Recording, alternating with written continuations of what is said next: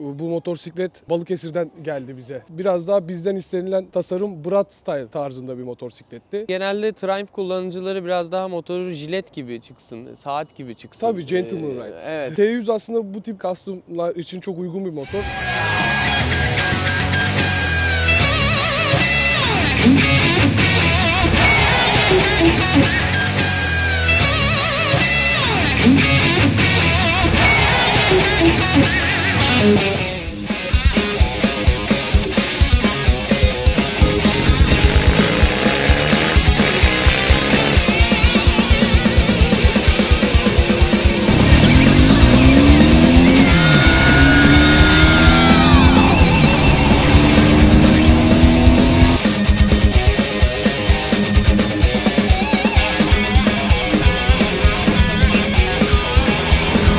West Riders Custom'a hoş geldiniz. Bu hafta yaklaşık 2 sene önce yapıp teslim ettiğimiz Triumph T100 Bonville. Bonville Bobber. Bonville Bobber değil. Triumph T100 ya. West Riders Custom'a hoş geldiniz. Bu hafta yaklaşık 2 sene önce yapıp teslim ettiğimiz bir T100 projesinin tanıtımı için buradayız. Proje hakkında biraz bahsetmek için işi sana paslıyorum. Tamam.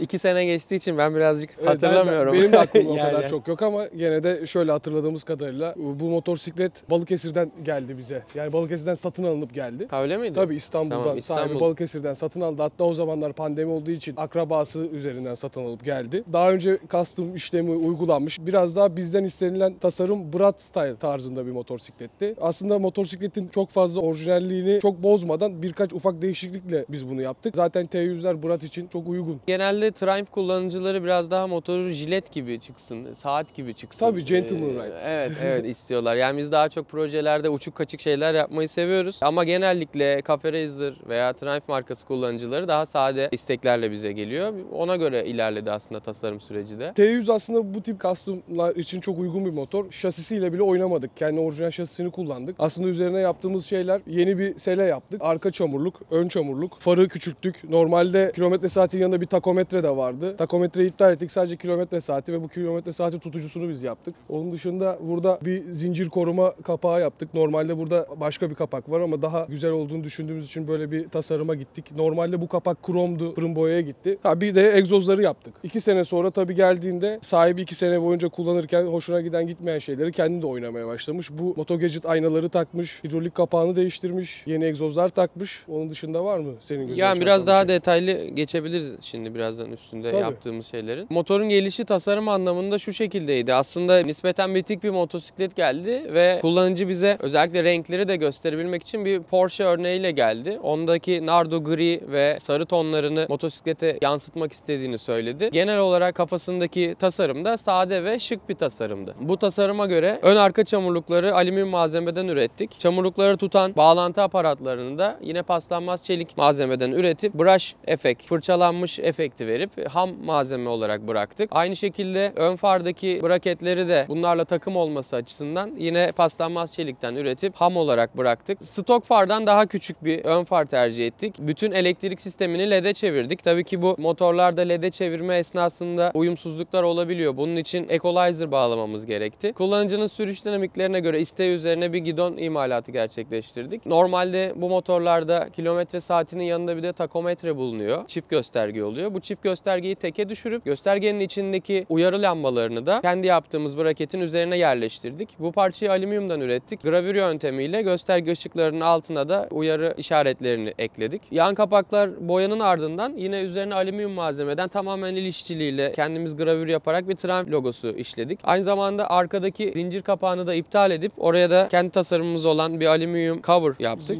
Zincir koruma imal ettik. Elektrostatik toz boya gönderdik blokla takım olabilmesi için. Stok yan kapakların üzerine 3 tane delik açıp arkasını da tel ızgarayla besleyip tamamen estetik bir görüntü vermesi için böyle bir uygulama yaptık. İçeride açık hava filtresi var. Tabii ki hava filtresinin biraz daha rahat çalışması için de kullanışlı oldu bu tasarım. 2 senenin sonunda motosiklet genel bakım ve lastik değişimi için tekrar bize geldi. Orijinalinde dişli lastikler vardı. Kullanım açısından asfalt zeminde rahat edemediği için dişli lastiklerle biraz daha düz lastiklere çevirmeye karar verdik. Düz lastiğe çevirirken de motorun ilk yaptığımız zamanki etli görüntüsünden çok uzaklaşmamak için lastik ebatlarını biraz genişlettik. Arka normalde 130 iken 150'ye çıkarttık.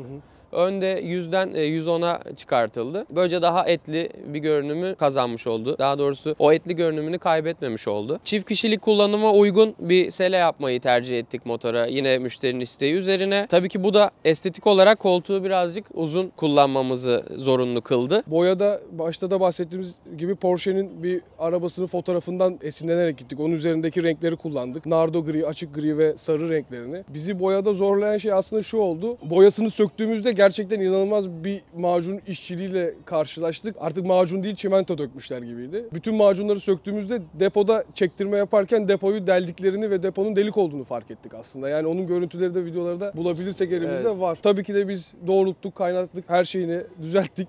Biraz geri toplaması zor oldu. Bizi zorlayan bir tek galiba deponun boya kısmı vardı. Depoda delik varmış ve üzeri macunla kapatılıp bir şekilde toplanmış bir haldeydi. Ve önce sene benzinin gazı ya da benzinin kendisinde macunu attırmış, dışındaki boyayı attırmış. Biz de çok şaşırmıştık. Evet, yani. biz yapsak genelde bozulur. Onun dışında 2 senedir kullanılıyor yani. Bir fiil kullanılıyor. Uzun yola da gitti. Ben birkaç defa storylerinden falan takip ettim müşterimizi. Kullanışlı bir motor aslında yani. Geri gelmesinin sebebi de tamamen lastiklerden dolayı şikayetçi olması, dişli lastiği asfaltta uzun kullanımlarda rahatsız etmesi ve genel bakımları dolayısıyla geri geldi. Biz de bitirdik. Bakımlarını ve lastiklerini değiştirdik. Ya bu hafta içinde yollayacağız. Yollamadan da bu videoyu çekmek istedik.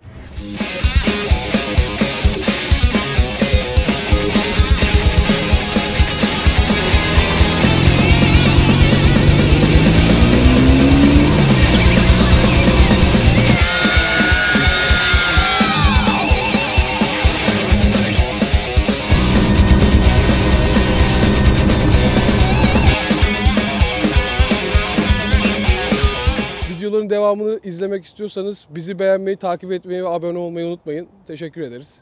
Bugünlük bu kadar. Görüşmek üzere.